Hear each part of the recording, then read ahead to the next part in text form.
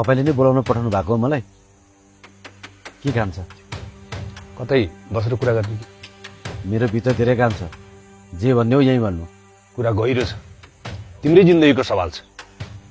रमेश र सीताको बारेमा कुरा गर्नु छ मलाई तिमीसँग।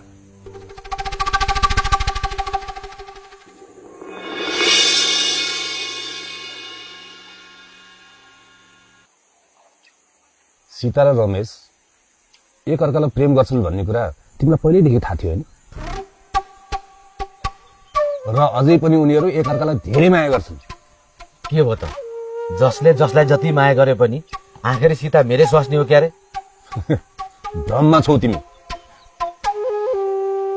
तिमीलाई तिनीहरूले नराम्रोसँग उल्लु बनाइरहेका छन्। तिमीलाई थाहा छ?